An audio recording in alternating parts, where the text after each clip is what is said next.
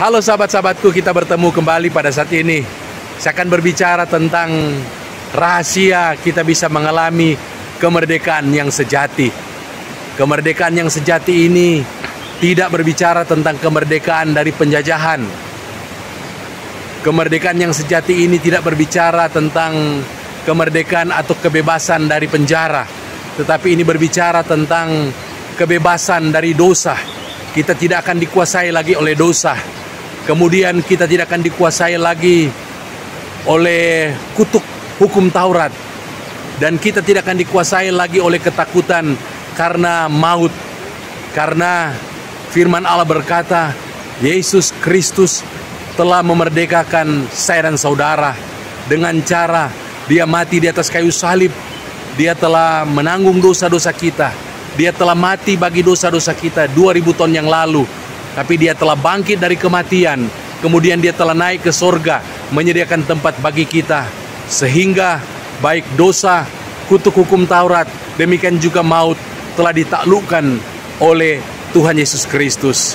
Nah, bagaimana supaya dalam hidup ini kemerdekaan yang Tuhan berikan kepada kita benar-benar akan kita alami? Tentu yang pertama, kita harus menjadikan Yesus sebagai juru selamat kita secara pribadi.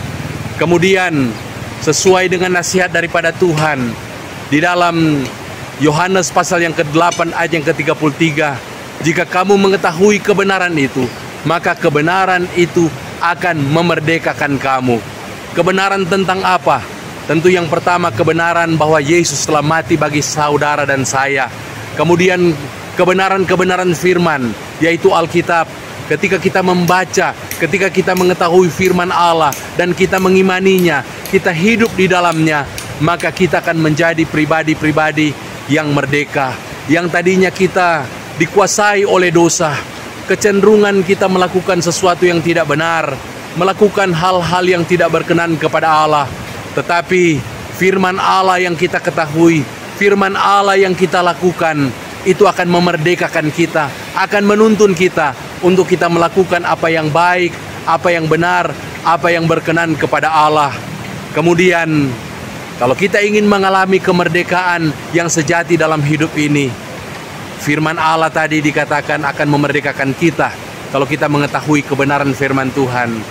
Dan berikutnya, yaitu Roh Kudus. Jika kita hidup dipimpin oleh Roh Kudus, maka kita benar-benar akan mengalami kehidupan yang dimerdekakan oleh Roh Kudus, yaitu kemerdekaan yang sejati yang dikerjakan oleh Roh Kudus dalam kehidupan saya dan saudara. Untuk itu, dalam menyambut perayaan kemerdekaan Republik Indonesia pada tahun ini, mari saya dorong kita, saya ajak kita untuk alami kemerdekaan yang sejati, dan itu hanya ada di dalam Tuhan Yesus Kristus.